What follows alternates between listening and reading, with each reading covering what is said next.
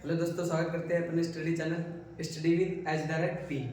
आज हम सीखेंगे कक्षा 10 चैप्टर त्रिभुज गणित का एक सवाल है। इसके बारे में मतलब सीखेंगे किस तरीके से सवाल लगेगा यहाँ से। ठीक है, तो सबसे पहले इसमें दे रखा है कि एक त्रिभुज ABC एक समकोण त्रिभुज है।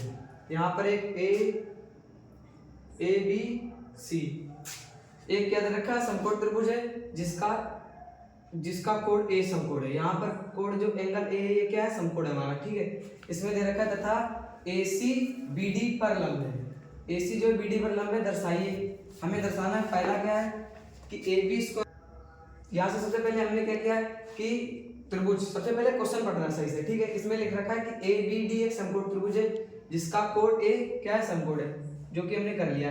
ठीक है, तथा AC BD पर लंब है, दर्शाइए। हमें दर्शाना पहला क्या है, हमारा पहला है AB स्क्वायर बराबर BC इंटू BD। ये हमें दर्शाना है, मतलब इस भुजा का वर्ग जो है BC और BD के गुणनफल के क्या है, बराबर है। ये हमें दर्शाना। तो इसमें क्या होगा, समरूपता हम लोगों ने पढ़ रखा है, तो समरूपता सबसे पहले लगाते हैं। सबसे पहले हम एक त्रिभुज लेते हैं, त्रिभुज समकोण त्रिभुज है ना, तो त्रिभुज ABD तथा त्रिभुज जिसमें AB आ रहा है ना, तो यही वाला लेते हैं, ये सही रहेगा। इसमें क्या होगा, त्रिभुज ABC। यहाँ पर एक चीज ध्यान देने की बात यह है कि हमें ये अवश्य ध्यान रखना होगा कि जिस भी भुजा के संगत जो भी कोण है वही हमें रखना होता है। ऐसा नहीं कि यहाँ पर मान लो कि इस भुजा के संगत ये वाले कर दें, ये गलत होता है क्वेश्चन। ठीक है, तो क्या करना है, सही से लिखना है। सबसे पहले तो ABD, अब ABD में क्या करना है, हमें सिद्ध करना है कि किस तरीके से। इसको मान लो अलग अलग बना लेते हैं। सबसे पहले कि ये इस तरीके से त्रिभुज है DAB, और एक कौन सा है, इसको 90 कर लेते हैं। मान लो ये C इधर है और A इस तरीके से है, ये C 90 है और ये इसको पलट कर लिख दें, ये A ऊपर हो जाएगा और ये B नीचे। इस तरीके से दोनों है। इनको क्या करना है, हमें सबसे पहले समरूप दर्शाना है। समरूप दर्शा लेंगे यहाँ से, इसमें एंगल A 90, इसमें एंगल C 90। ठीक है, इसी तरीके से क्या हो जाएगा कि जो AB, इसमें क्या है कि जो यहाँ से रेखा है, अरे वो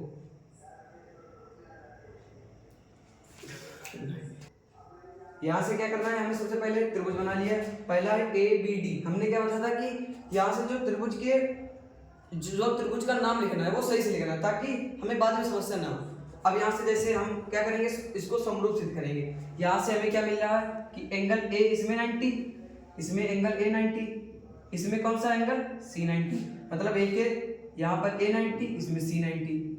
ये सही हो गया, बिल्कुल संगत है। ठीक है, इसी तरीके से दूसरे वाले में क्या है कि इसमें देखो, इसी में यहाँ से B जो है दोनों में कॉमन मिल रहा है, मतलब दोनों उभयनिष्ठ है। जो एंगल B है वो दोनों में क्या है, उभयनिष्ठ। तो इस तरीके से इसमें देखते हैं। यदि मान लो हमें उसके अलावा इसमें भी देखना है, देखो यहाँ से B बीच में, इसमें भी B बीच में, तो यहाँ से क्या हो जाएगा, एंगल B बराबर एंगल B, ये दोनों में क्या हो जाएगा, कॉमन। साथ में इनके कार्ड भी लिखते चल रहे हैं। यहाँ से ये क्या है, 90 डिग्री। ठीक है, अब हम लोगों ने एक समरूपता का नियम पढ़ रखा है कि यदि दो त्रिभुजों में दो कोण समान हो जाए तो तीसरा ऑटोमेटिक बराबर हो जाएगा, और वो एक के नियम से क्या हो जाएंगे, समरूप हो जाएंगे। तो इसी तरह हम लिख लेंगे कि यहाँ पर एंगल ABD समरूप है। समरूप है किसके समरूप है, एंगल CBA के। ठीक है, इतना कर लिया। अब हमें क्या करना है कि हम लोगों ने पढ़ रखा है कि यदि दो त्रिभुज समरूप हो जाए तो उनकी जो भुजाएं होती है वो क्या होती है, समानुपात में होती है। अब यहाँ से भुजा कौन कौन सी है, AB जो ये भुजा होगी, AB जो यहाँ, अब ये वाला सेक्टर है इधर लिख ले रहे हैं। ठीक है, जो AB लिख लेते हैं यहाँ पर एक बार, ABD समरूप है एंगल CB त्रिभुज CBA। ठीक है, इतना। अब इसमें क्या है, इस वाले त्रिभुज में जो AB भुजा है वो CB के समानुपात में है, तो मतलब AB इधर क्या हो जाएगा, बराबर में। दूसरे वाले त्रिभुज के बराबर में क्या है, CB। अब इसकी एक भुजा ये BD, इसमें क्या हो जाएगा, इसकी एक भुजा BD और इसमें क्या हो जाएगा, यहाँ से इसकी एक भुजा कौन सी हो जाएगी, AB। और तीसरी भुजा भी बराबर होती है, ऐसे नहीं कि मतलब दो ही हो जाए, तीसरी भुजा भी उसके क्या होगी, समानुपात में होगी। तो तीसरी कौन सी हो जाएगी, ये AD, और इधर से कौन सी हो जाएगी, ये AC। लेकिन हमें जरूरत किसकी है, केवल 2 की। मतलब यही से हमारा पहला वाला जो सवाल है वो सिद्ध हो जाएगा। क्या सिद्ध हो जाएगा, AB² बराबर BC इंटू BD। AB² बराबर, यहाँ से मान लो इसकी हम गुणा इधर से कराएं, इसकी इधर से कराएंगे, तो क्या हो जाएगा, AB² बराबर ये उधर चला जाएगा BD इंटू CB। हमें इसकी जरूरत ही नहीं पड़ी, तो यहाँ से क्या हो जाएगा, पहला वाला सही सिद्ध हो जाएगा, ABCBC। ठीक है, यहाँ पर इसको BC लिख सकते हैं, CB BC एक ही होता है। यहाँ से क्या करना है, हमें दूसरा सिद्ध करना है, AC² बराबर BC इंटू DC। लेकिन ये तभी सिद्ध होगा जब हमें तीसरा वाला सवाल है, मतलब हम इस तरीके से लगाते हैं ताकि एक दूसरे में तालमेल बैठा रहे। ठीक है, यहाँ से क्या करना है, हम डायरेक्ट इनको समरूप सिद्ध नहीं कर सकते, क्योंकि हमें ये पता नहीं है कि एंगल B एंगल D के बराबर है, ये भी पता नहीं है। ठीक है, तो यहाँ हम क्या करेंगे, जो तीसरा नंबर वाला सवाल है उसको पहले सिद्ध कर लेते हैं। यहाँ से तीसरा वाला सवाल क्या है कि हमें दे रखा है कि AD² बराबर BD इंटू CD सिद्ध करना है। ठीक है, अब हमें ये देखना है कि ये तीनों चीजें आ किस में रही है, तो एक आ रही है त्रिभुज ADC एंड त्रिभुज BDA में आ रही है। ठीक है, ये तीनों चीजें अब हमें क्या करना है, सिद्ध करना है। तो सबसे पहले इसमें देखेंगे एंगल त्रिभुज ADC में, त्रिभुज ADC में हमारे पास जो C है वो 90 डिग्री है, एंगल C बराबर है, और इसमें कौन सा हमारे पास है, एंगल A 90 डिग्री। तो यहाँ से क्या हो जाएगा, एंगल A बराबर 90।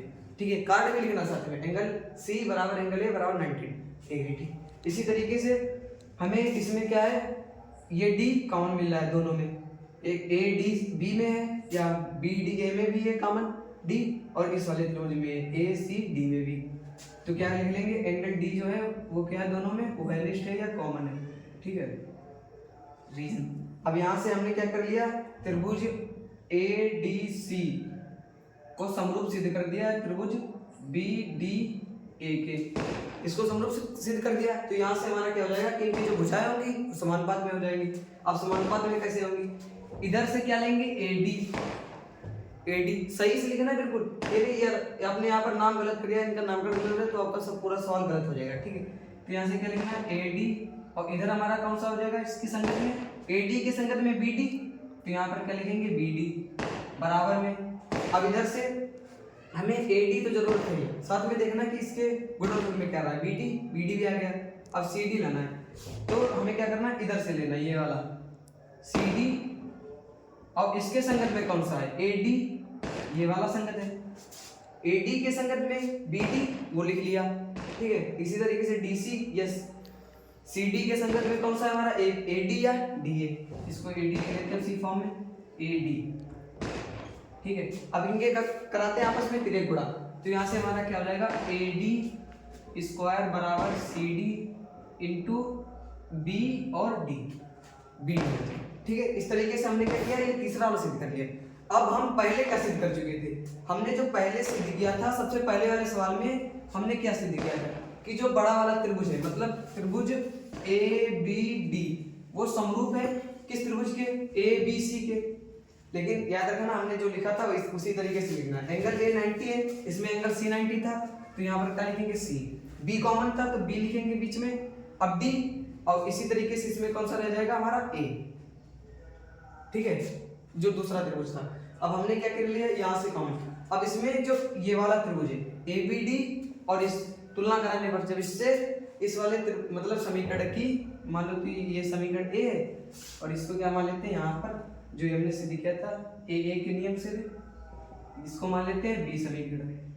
जब A और B की तुलना करेंगे तो वहां से हमें क्या मिलेगा, ये जो ABD है, ABD ये दोनों में कॉमन मिल जाएगा, तो हमारे पास क्या हो जाएगा कि जो त्रिभुज CBA है वो समरूप किसके हो जाएगा, इस वाले त्रिभुज के, त्रिभुज ADC।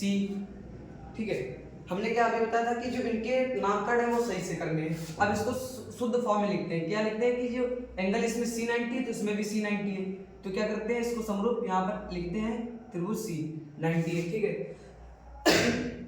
अब दोनों में क्या करना है कि उसमें जो ये B वाला था, दोनों में कॉमन मिला था, इसमें D वाला कॉमन मिला था, तो इस तरीके से B जो है वो D के बराबर हो जाएगा, इसमें इस तरीके से हो गया। अब बचा कौन सा हमारा, A और A। ठीक है। अब यहाँ से क्या करना है, हमें लिखना इस फॉर्म में, उसी फॉर्म में लिखना इस तरीके से था ये। तो AC और यहाँ पर भी AC मिल रहा था, तो हमने बताया था सही से करना है, यहाँ से गलत हो गया सवाल ये वाला। ठीक है, तो इसमें क्या करेंगे हम, सबसे पहले दोबारा से इसको सही लिखेंगे AC। अब यहाँ से क्या करेंगे AC। अब इसको एक बार सही करने का आप दोबारा से प्रयास करते हैं। ठीक है, AC है और AC के हमारे बटे में क्या आना चाहिए, AC के बटे में यहाँ से आना चाहिए D और C। तो क्या करते हैं, इसको इस तरीके से लिखते हैं। अब एक बार फिर से देखते हैं, AC तो मिल जाएगा, इधर से CD भी मिल जाएगा। ठीक है, AC बटे CD ये बराबर किसके हो जाएगा। अब हमें चाहिए BC, B और C। इसमें क्या है, BC तो मिल गया है, अब हमें क्या चाहिए इधर से AC। हाँ ठीक है, ये वाला मतलब हमारा काम कर गया है। इसी तरीके से देखना है आपको, ये नहीं जो मन में वो लिख दिया, इसी तरीके से फंस जाओगे सवाल में बीच में। ठीक है, तो क्या करना है, अब इधर से हमें क्या मिला, BC और इसके संगत कौन सा है, BC के संगत है हमारा AC, इसको लिख लेते हैं AC। अब इसकी गुणा इधर कराएंगे, इसकी गुणा इधर कराएंगे, तो क्या हो जाएगा AC स्क्वायर। AC और ये इतना कर लिया है, अब यहाँ से इसको यहाँ रख देते हैं इस वाली जगह। ठीक है, यहाँ से क्या है, AC की गुणा इसके साथ क्या हो जाएगा AC स्क्वायर बराबर में इसकी गुणा इसके साथ बराबर में क्या हो जाएगा CD गुणे BC गुणे CD। यही जो लिखा था। ठीक है, इसी तरीके से हमें तीनों करनी है।